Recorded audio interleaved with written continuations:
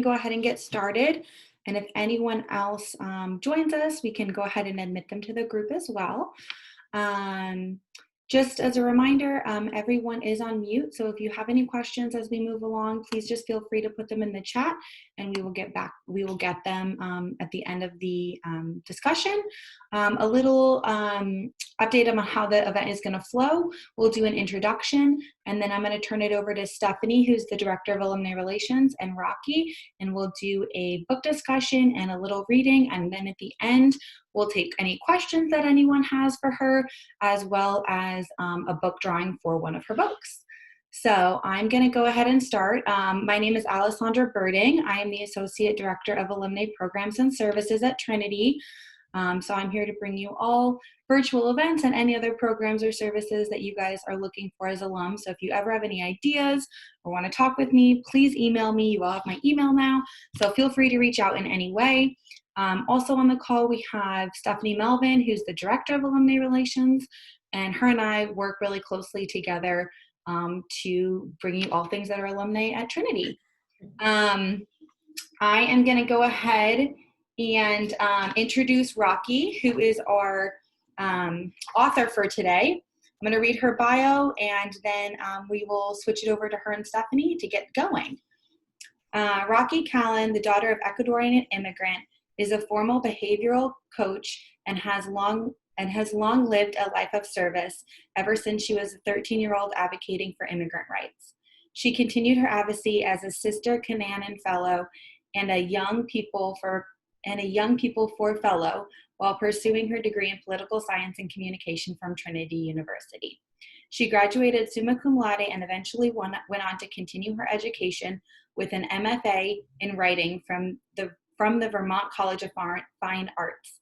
She is currently a Trabajadores Fellow with the Labor Council for Latin American Achievement. Her debut novel, A Breath Too Late, grapples with issues of suicide, mental health, and domestic violence, and is inspired by her own experiences. She is passionate about raising awareness of these issues for students and the community while working towards social and legislative change. She has guest posted at We Need Diverse Books with her article entitled Writing Responsibly About Mental Health and Suicide in Children's Fiction, and is a featured author with workshop leader at the Writers Center Symposium, Mental Illness Through a Literary Lens. To connect with Rocky, please follow her on Instagram at Rocky Writes. And now I'm going to introduce you all to our author, Rocky. Hello, everyone. Thank you for having me. Well, Rocky, I have to admit, I'm excited that you have joined us tonight to discuss your book, A Breath Too Late. Very fascinating read. I really enjoyed following it, and just, it really kept me enthralled all the way through the end. But before we get into the book discussion, I want to learn a little bit more about you. For those in the Trinityverse, tell us how you ended up at Trinity. Absolutely. So Trinity was actually a school that was on my heart for a very long time. I started going to college open houses in 5th grade. So I knew about Trinity for a long time. And I remember going to an open house at Trinity in the main hall, and everyone was set up to, talk about the different programs. And at that point, I was really interested in communications, and every program I had visited elsewhere had a very specific format of study for the program. And I really was looking for something that was more all-encompassing, that was really about finding the power of communication in a variety of different mediums. And Trinity was the first place that I felt did that justice. And so right when I think it was Dr. Mello, my first person that I had talked to at Trinity, and I just said, this is where I'm going. So I started at Trinity when I was 16, and first semester I had done an seminar with Dr. Child and another political live seminar, and that is when I added on the political science degree, because Trinity was such an incredible place, liberal arts, like education, that really pulled on so many of my passions in a way that showed that everything is entangled with everything else. And so I was so impressed with the faculty and with the programs, and it's been a beloved experience ever since. Well, good. We're always happy to hear that there are Trinity alums out there that are happy, especially when they go on to do great things with their degree. So did you have any other aspirations, or did you always know that you wanted to write books? So my journey to writing books is a convoluted one. As a young child, I knew that I wanted to write books. My grandfather was a writer, and so I remember watching him in his little old ratty green chair writing every single day. And so I knew that that was something I wanted. But then as I got into adolescence, people that were very important to me really belittled that dream and made me feel that it was a ridiculous notion to pursue. And so I threw myself into my education, into advocacy, into politics and everything. And it wasn't until I was pregnant with my daughter that I was in my early 20s, sitting on like this old carpet with big pregnant belly, and I found like all of these story notes of when I was a kid and wanting to write stories. And I realized at that moment that if I wanted my daughter to live her dreams, it was time for me to start living mine. And I started writing, and then my traditional debut came out this year. But in that big span of time, I always really wanted to be an advocate. I always really wanted to be able to say that my voice was being used to bring about justice, even when I was a behavioral coach. When I started in behavioral coaching, it evolved into a point where I was doing very, very intensive therapies, and I started to be on family meetings with service providers and with the people that would actually fund the services to advocate for their rights. And I think that that desire for justice, that desire to raise awareness has continued, and A Breath Too Late is really an extension of that. Okay. You're certainly getting quite a bit of kudos for a first-time novel. So congratulations to you on that. What was the impetus, really the inspiration for writing this book? So A Breath Too Late started out as a flash fiction piece. The very first page was initially it was a longer page, and I published it online as part of World Suicide Prevention Day. And at that point I was writing elsewhere online, and someone said, "Oh, is this going to be your book?" And I had this visceral reaction of no, because it dealt with such heavy issues of suicide, domestic violence, and it touched upon my own experiences so intimately that I felt afraid to write the story. But it was this gnawing knowing that I had to write this book. And so the book is fiction, but it was such an experience of looking at memories that I had even forgotten, that I had suppressed myself.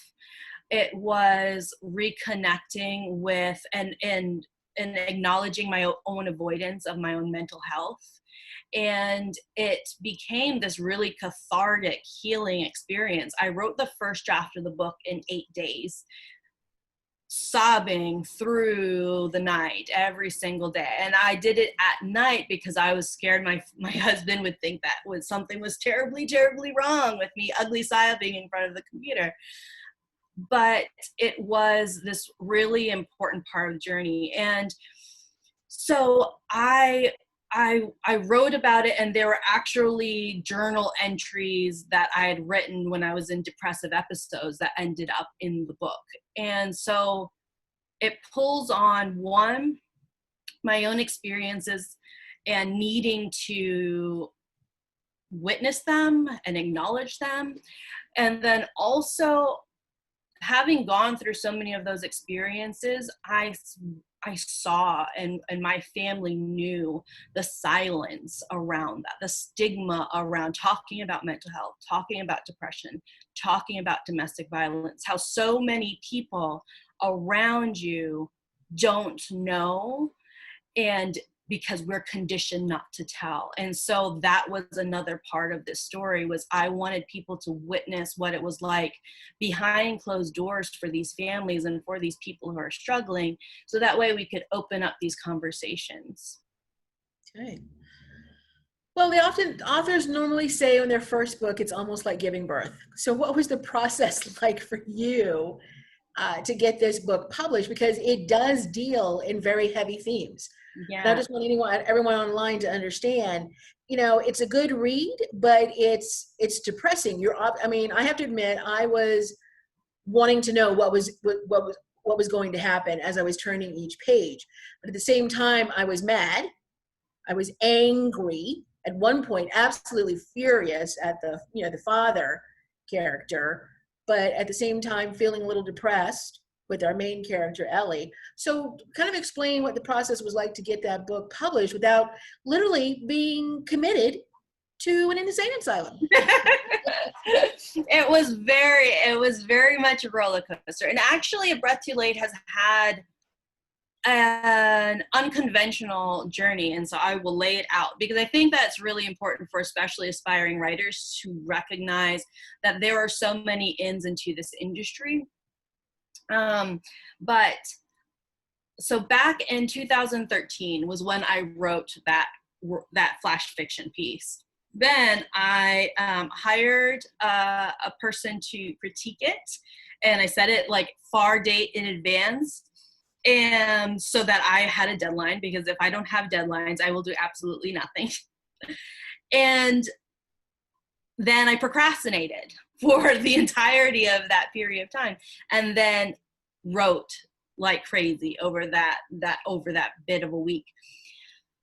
And then I went through a revision process. At that point, I had indie published two fantasy novels. And so I had experience with like working with a freelance editor, working with designers and things like that. And I released a very early version that is nowhere to be found at this point, of A Breath Too Late in 2014. Then as time went on, I really set aside the indie writing journey, the indie writing career, and I was doing a lot of writing consulting. But then I got this hit in 2017-ish, that I wanted to be a traditionally published author, and I wanted A Breath Too Late to be the book that I brought to the world.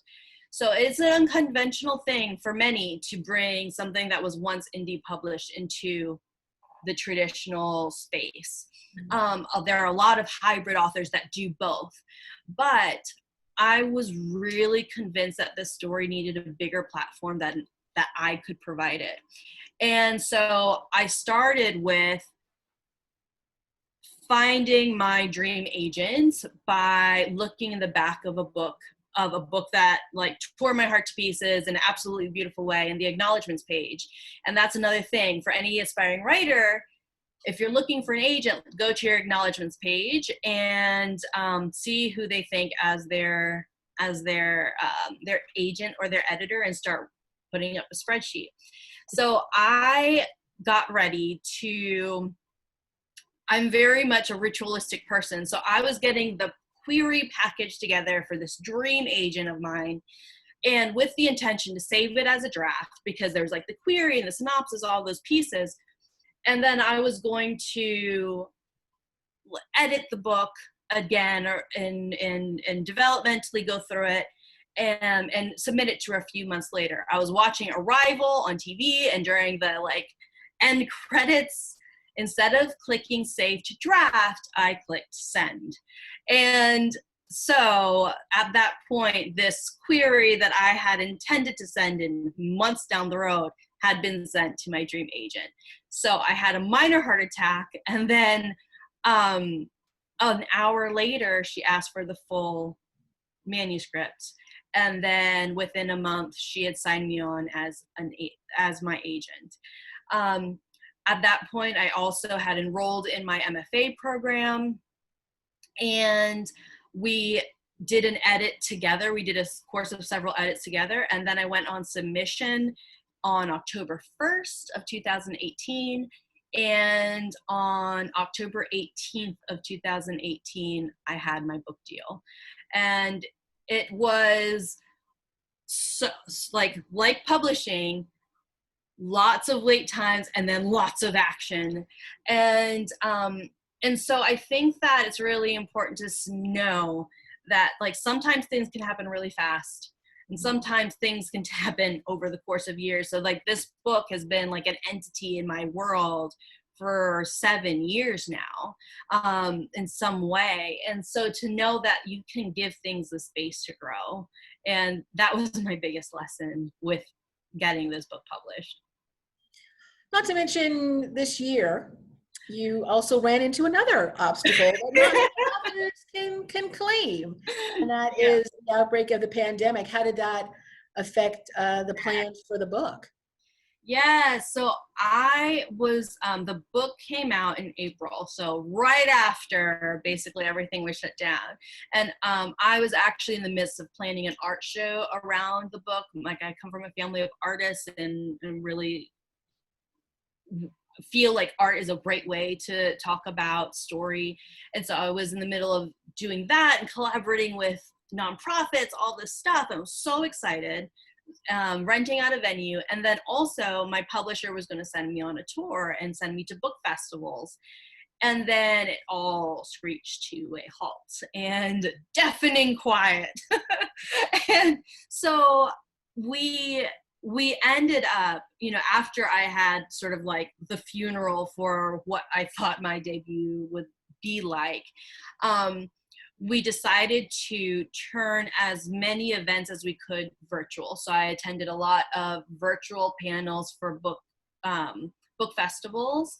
And then I hosted my own events on launch day. I actually hosted my own live stream on YouTube. And I did a lot of collaborations. I collaborated with bookstores and with nonprofits, and we focused our entire conversation around mental health and the story and why I wrote it. And that was all over the course of May. And now, because we're in Domestic Violence Awareness Month, we're essentially doing the same thing, except with a different thematic approach. And so it is a different world. And a lot of debuts that are around me this year, have this strange feeling of, does my book exist in the world? Does it not? I didn't see my book in stores until July, which is such a milestone moment to be able to see.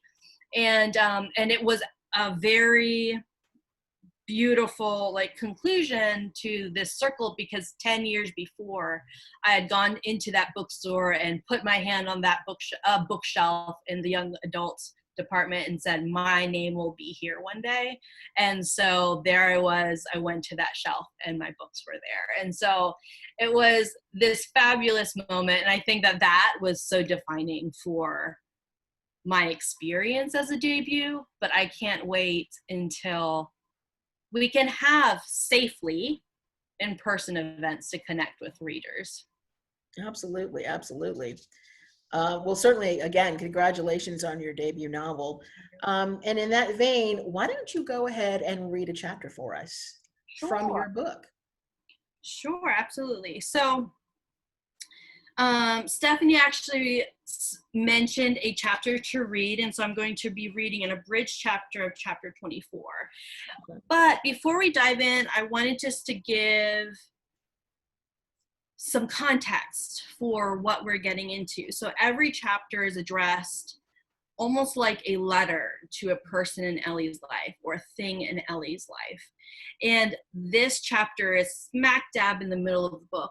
Ellie at this point has died by suicide and is chronologically putting her memories back together to understand what led up to the day she died. And she's also witnessing the people she loves most grapple with the loss of her, the grief of her. And so this also starts with a scene where her and her mother in this domestically violent home had been sort of a pair against the world. And then at this point, that shifts to anger and to Ellie putting the blame on her for putting her in this situation. And then later on, what we see is she is seeing August in the present moment dealing with his grief, and she is desperate to be there for him. August. The same day that Father told me how I would never leave him, you came to my house for the first time. I was upstairs.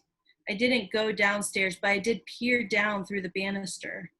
No one ever came knocking at our house, the lonely house 4 down from the corner. But that night at 7:09, someone did, and that someone was you. Your second round of door taps was interrupted by Mama flinging the door open to poke her head out. Is Ellie home? I was supposed to meet her, you said. Oh, young man, Ellie won't be able to meet you on Mondays anymore. And there was silence, and then your voices were hushed whispers. After a moment, Mama closed the door and caught me watching. She gave me an apologetic look. I was slammed with anger, with shame, with 1,000,000 bits of frustration.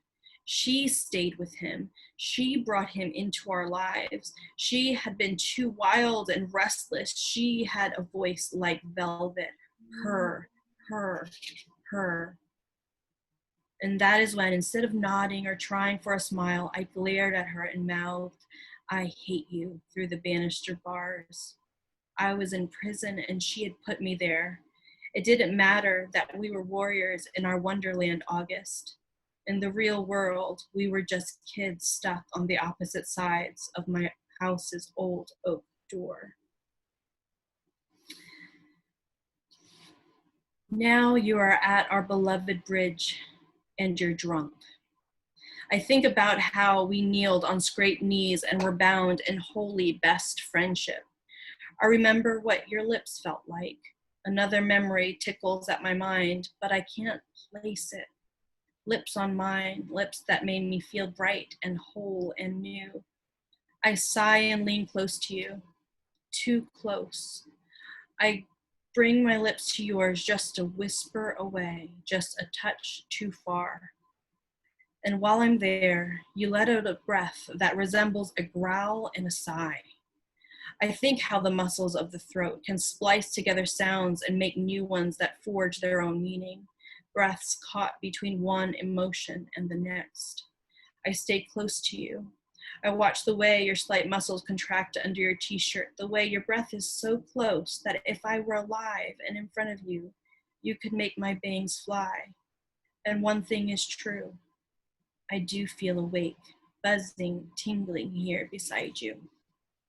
I dare not reach out, dare not break the illusion that I am not a shadowless ghost and that I am in fact here with you, and you aren't staring through me but at me with those intensely gray eyes, eyes like storms that could sweep me away in their torrent. You growl, sigh again, and back up, pressing against the wall, sliding down to plop ungracefully to the ground. Nothing about you has ever been ungraceful except this. And then your anger is gone. And that's when I see it. In your eyes, a desperate, sad, wild thing, and it scares me because I know what you want to do, because I've been there and I've done it already. You get up, walking quickly. You want to lose yourself, let go. And my eyes scan our surroundings. I hold my breath, everything suddenly seeming too pointy, too dangerous, and I want to lock you in your room and keep you safe, but I can't. You pull out a little Ziploc bag of pills from your pocket. You're swaying on your feet. You go and get another beer and pop the pills in your mouth and down it with several huge gulps, and the beer is dripping from your chin. You stumble, tripping over broken branches and falling to your knees. You crawl a few spaces and then retch into the green, overgrown grass. The pills are out of you, I think, but you are still heaving in air and coughing out spit. And then all of a sudden you're laughing. You're laughing and you're clawing at the air as if you don't know whether the air around you is hilarious or terrifying. Maybe you didn't cough up all the pills. It's as if you're seeing something that is there, but it's not. Sitting up abruptly, you begin to rock back and forth, all terror now. And for just a moment, I think you look at me. Your eyes, like a feather, graze mine softly before you pause, brow narrowing, sweat dripping. August, I reach out, and you scream. At first, I think it is because you see me, but your eyes are settled beyond me, afraid. You're on your feet, clawing at the air as if bats are attacking you. You're desperately trying to make them go away. Get off me, you scream. Whirling, you stumble. I can't catch you despite my outstretched arms. Then you stop, and you're staring at the gap in the wood where the little window opening in the side of the bridge shows the beautiful river churning and racing below. Ellie, your voice is hoarse, broken. I blink, waiting for you to turn around. August, you don't turn around. You step closer to the side of the bridge. Ellie, your voice hitches. Is that you? I look at the spot where you're staring as if I'm actually there looking back at you, but I'm not. I'm 5 paces behind you with nothing for you to see. You take another step. Ellie, don't. It's like a wail and a command forged together, another mingle of emotions and words that make something entirely new. Falling to your knees, you're reaching, shaking. Ellie, please. And your body is shaking so hard, it looks like you have the power to rumble the bridge. You stretch out your arms as if you truly hope you can grasp the non-existent me you're seeing. Please, your voice cracks again as if something inside you reaches out to steal your words back and drown them. I can't catch you. I stare at you. I didn't know a strong person could break. I thought you had to be born ruined or be chipped away slowly over time. I didn't know that one thing, one loss, could shred a person to pieces, but here is the evidence. 2 days ago, there was a boy named August, and his smile was bright and beautiful, and he played guitar, and he made geeky, intelligent jokes, and could laugh off jabs, and all he was armed with was a notebook. 2 days later, after an announcement made in a classroom, days skipped from school, a bottle of pills in his pocket. Here you are on this ledge. No! Your scream bellows out and knocks me back. Trying to stand, you fall and desperately drag your feet, half crawling, half stumbling to the bridge. You stare into the water as if you have seen me jump in. The moon glints off the current, beautiful and deadly. No, no, no, no, no, you cry, shaking your head from side to side, choking on tears, starting to rip off your shirt. You step onto the ledge. I'll catch you, I promise, I'll get you. You're going to jump in, and you're going to die. I rush toward you, reaching. Emotions go to war, but none can win. Anger, fear, sorrow, and desperation reload their ammunition and shoot, piercing one another so it's a bloody mess inside of me. I know I will fall right through you. I know that you are only 2 steps away from jumping. I lunge forward, hoping and not hoping, wishing and not wishing, but all I know is that I must reach you. I crash into you, imagining that you are solid in my arms, cord and muscle. I imagine the realness and physicality of you shocking me. But as I reach my arms around you, my arms close on nothing but air. And you are still moving further onto the ledge. So I move with you, ready to fall all over again, just so that you don't have to do it alone. And then, without warning, you stop. Your breath is gasps, your chest is rising and falling, and the determination melts from your shoulders. You become limp. You bump your head softly against the wood. You weren't there, you say. And then you vomit and collapse to your knees, defeated. I'm sorry, I whisper, and I'm ashamed because sorry will never mean enough. It can't white out pain or loss or bruises or sorrow. A band-aid for a wound that is too big, but I say it again. I'm sorry. You slide down the wall and fall to the ground. Sitting.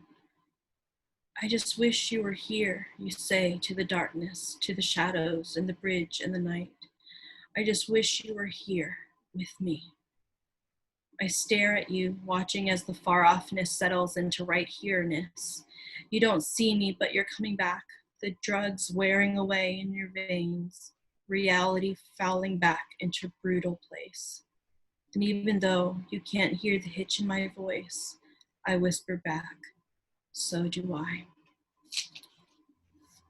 Oh, wow. See, that's the reason why I wanted you to read that chapter, because that one really touches quite effectively the impact of her death, particularly on her friend August.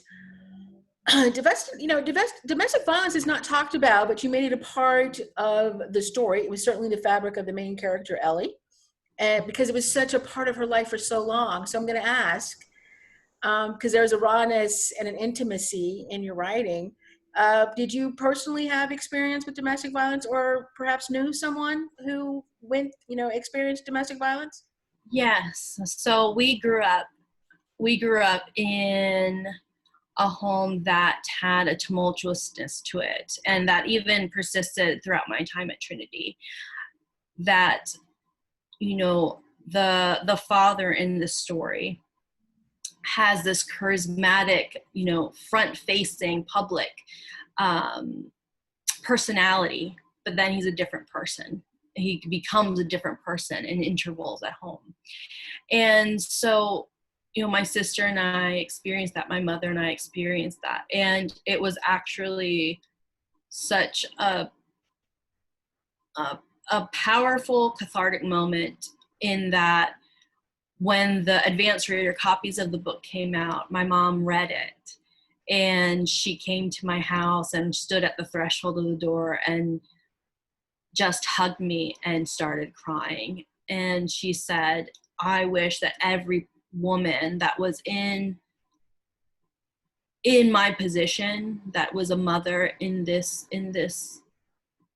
terrible experience, could read this book. And so they know that the thing that they think they can hide from their kids, or the thing that they're trying to brace them from, actually always finds them.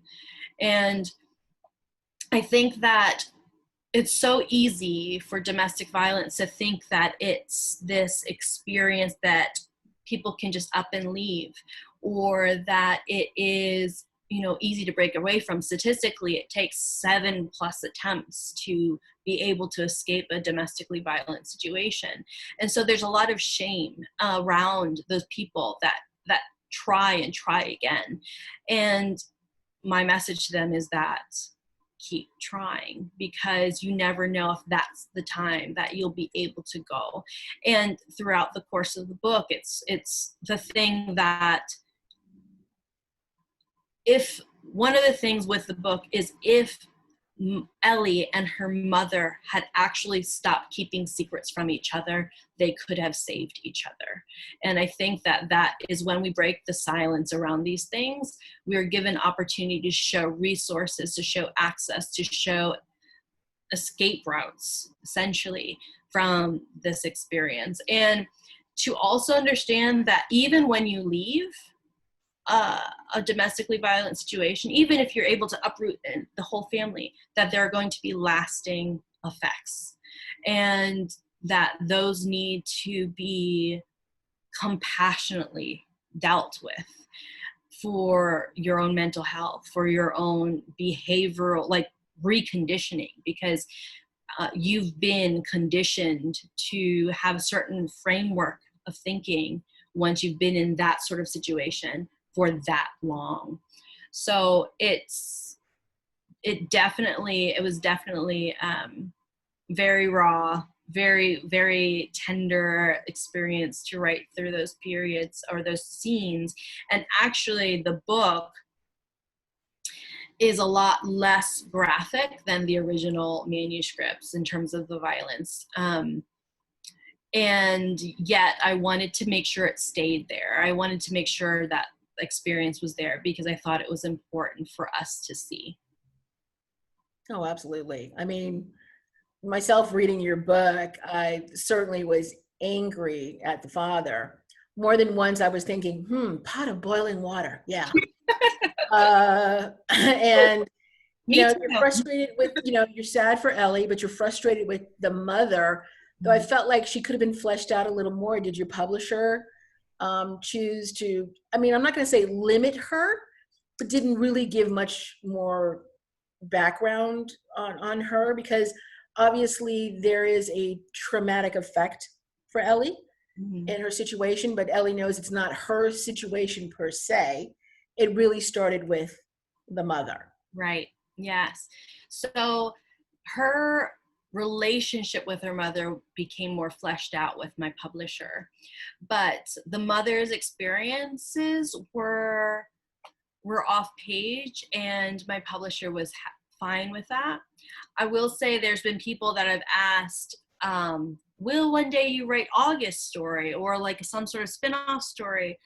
And my answer is no about August, but I would definitely like to in the future write an adult book about her mother after all of this has happened, because she is a character that I feel has infinite amount of power that had been subdued and broken into submission, and to show the PTSD of that experience while also showing more in depth how it ever came to be in the first place. So maybe one day down the line, her story will be told. That is definitely something in my heart to do the next decade or so.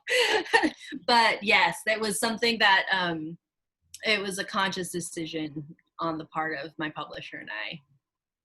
Okay. I have to admit, I was definitely eager with each page to see how it was going to and what was happening and stuff like that. Do you kind of set it that way? Because we're kind of going forward and we're kind of going back into flashbacks and so forth. I have to admit, there are a couple of times where I felt like, okay, I'm missing something, but then I think we caught up with it, later on. I certainly loved how it ended. So don't do a sequel. Right. I think the way it ends really just, and I don't want to give it away because obviously we want people to read the book. Yes, please.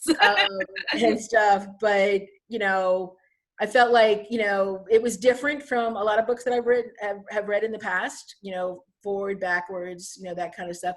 Was that your intent in writing the book? So with the format, the structure of the book, it really came out organically, but how it's written in letters and how it is written in present and past with the flashbacks, heavily sourcing the flashbacks.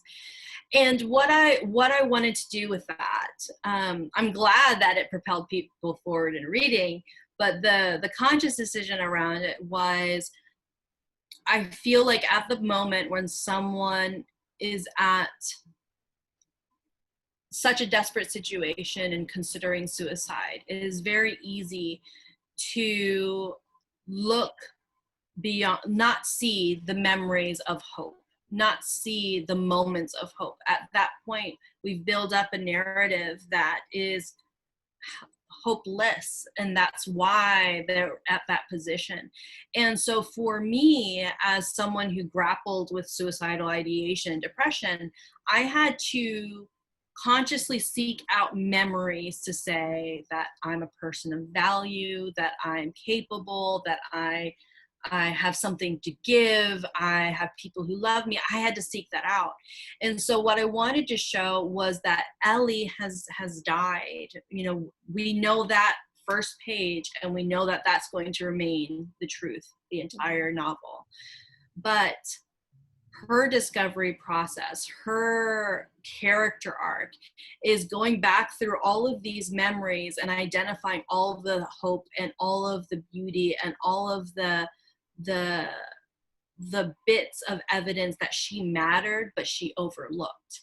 And so by the end, she's given this really full view of the fact that she was a young woman who mattered, and she was beloved, and that she had a future.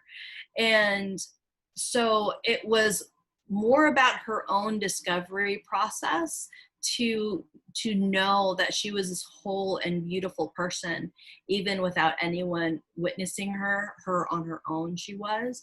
And so it was more about her discovery, but I'm glad that it's led to the reader's discovery process too. No, very true, very true. I mean, it spoke on so many levels of pain, but we often, when we think about domestic violence, we hear sometimes from the victim, sometimes from the perpetrator, but we rarely hear from the silent victims. Do you think people just aren't aware that domestic violence does have a traumatic effect on children? You know, because everyone's caught up with, how do we help her? How do we help him? How do we get the family, you know, the resources and the help? But nobody really talks about the silent victim, which a lot of times is the child or the children. Yes, I do. I think it's an often overlooked demographic that is not just witness. They are victims. They're survivors of the experience. And I think that it's really important to see, one, for a person that is going through the intimate partner violence. So for that person to know that what is happening to them is happening to their children, even if it's at a different level, even if they're just hiding in the closet to stay away from it. And that has lasting effects. And also, it's not just about the experience of the domestic violence. Like, one of the things we talk about a lot is the fear of a domestically violent episode happening. There is so much walking on eggshells. There's so much like holding your breath because you're afraid, and that persists. Like my sister and I are about to do a series of events and articles together about being daughters of domestic violence, because we want to show that, you know, she had developed an eating disorder. She had very difficult, very publicly front-facing, very successful, but internally grappling with very difficult things. And a lot of it is because you're conditioned to feel like you're not enough, and that without someone's permission, you're not valuable, or you're not viable, or you're not important enough to give space or room. And a lot of people who've gone through domestically violent situations feel like this constant sense of claustrophobia. And so talking about that, the nuances of the experience, I think are so important, not just for compassion and not just for empathy from those around us. When we came publicly out with our own experiences, our own family, extended family, had no clue about what was happening in our home. And to say that one of the biggest things that I actually got in terms of reviewers were actually mothers who had experiences like this before in their life and how intimately they felt connected to the story. And I think that we need to be able to shatter the stigma of somehow you're broken or ruined because you've had this experience. In fact, you can rebuild your life. And in terms of like legislatively and socially, we can look at this issue through so many lenses to make sure that, one, it doesn't happen, and two, that when it happens, that there are ways to help people overcome it. Absolutely, absolutely. So in our audience, if you have any questions, please submit into the chat box. Rocky is here with us for a few more minutes. And certainly if you have any questions you want to ask of her, please take this opportunity to submit it in your chat box, and Alessandra can read it to her. I certainly do recommend the book. I'm an avid reader of books, and so it's always great to be able to pick up a good book and read it. I'm not going to say it's an easy read, and like I said, you go through a mix of emotions. I certainly love the way it ended, and I certainly felt, I think, disappointment in the character and what she chose and how she chose. And I think that's, it's not easy to say that's understandable, but after reading the book, you're kind of like, yeah, okay. She had that moment she's had that frustration. She's felt, hopeless. But in the end, I mean, it was empowering and it was freeing. What do you want people to take away from reading this book? I want people to become fierce in their quest to find the hope in their lives. I want people to understand that their lives matter, no matter how difficult or what hardships they may be going through. At the heart of it, I want to show that hope lives in the darkness, that it still exists, and that you can reach out and grab it. And in terms of Ellie's story, I have lost so many people to suicide. I have grappled with thoughts of suicide throughout my life. And I wanted there to be a reverence around the fact that no matter where you are, if you're a person who has lost someone, whether you're a person who is grappling with those thoughts, that there's pain. There's pain and there's grief. But there's also a path towards healing. And I wanted essentially Ellie's story to be a cautionary tale, so that we so often see, suicide books that grapple with suicide are about the revenge, like they're weaponized. There's the suicide. They make suicide as this romantic or glamorous thing, but to just show devastation, not just for all those around them, but for herself, and to show that they don't have, if you're someone who's struggling with that, you do not have to be alone. You can find people and your own big and brilliant heart to keep you going. It looks like we have a couple of questions. One from Lisa. Rocky, how do you suggest recommending this book to others?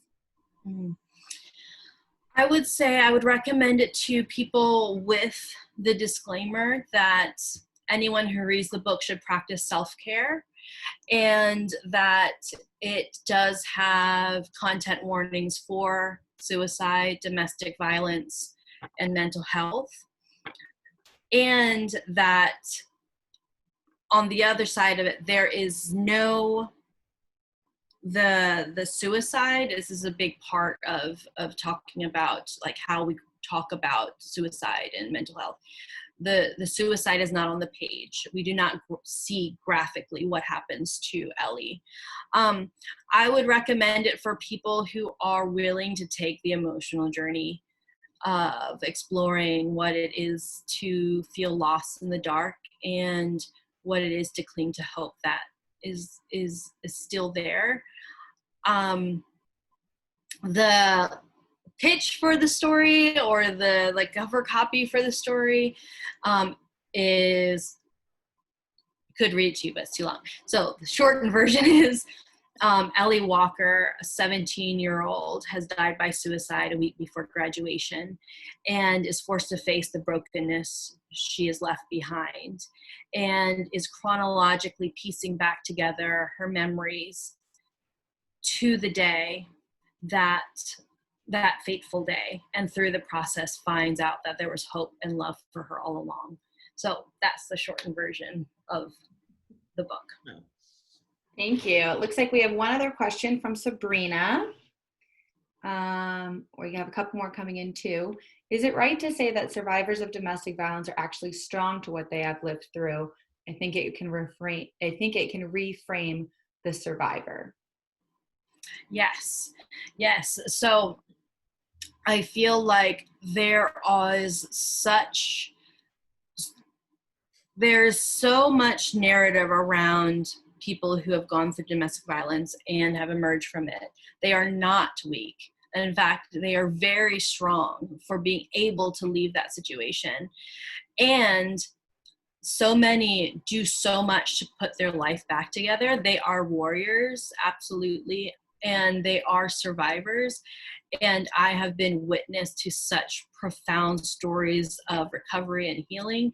And so I do think that part of the larger nuanced conversation is reframing how we view these people that have emerged from this experience, because to be able to go through that and find their way through and find their way out is a mark of tenacity and courage. Absolutely. It looks like we have one more question. Are you planning to write any other novels on mental health? Perhaps a book for a younger audience? I do. Most of my novel ideas grapple with difficult issues, including mental health in some capacity. I really would love to engage younger people on mental health, because I think that that's part of the education process. We need to bring this into elementary schools and have really dynamic conversations. I don't have right now any thoughts around writing books for younger people, but for like the adolescent, preteen and up, I do. And so, but you did give me ideas. That's what's great. Questions can give you ideas, because I do think that's really important to be able to have these conversations as young as possible. Thank you very much. It looks like that is the end of our questions. So Rocky has been kind enough to donate a book to someone on this call. So let's see how many people we have on here. There are 10 participants. How did you do this last time, Stephanie? Just, Rocky, pick a number from Rocky, pick a number. There you go. 1 through 10. 7. 7? Okay, let's see. Oh, that looks like Bonnie Ross. Bonnie Ross, you are the winner of our book. Congratulations. She is going to give those to us, and we'll make sure that goes out to you. So I'll be emailing you separately regarding that. If there are no other questions, I want to thank Rocky Callen for being here with us. I know this was a heavy topic, but I think it's really important to discuss, and it seems like an incredible book, and I cannot wait to read it. A copy will also be going to the Trinity Library, so if you didn't win it, check it out at the library. You all have passed. Absolutely. It's a good read. I totally recommend it. It's like, as Alessandra was saying, it's a tough subject, but it's a good story, and it's a cautionary one. Especially during these times. And Rocky, congratulations to you. And always know that the next book or books you write, you're always welcome back to come to your alma mater and share them with us, so we can definitely expand the audience and let people know what our Trinity alums are doing out there in the world. They're doing great things. They're doing lots of things, and we want to make sure we, get that out there for everyone to see. Thank you so much. Thank you for having this space, this conversation. thank you so much for everyone who came and we're here on Wednesday evening to talk about these really difficult subjects. But I am so happy to have been here and to have this conversation with all of you. And you can absolutely find me online if you want to continue these conversations too. Thank you very much, everyone. Have a great night. All right, thank you. Goodbye. Bye.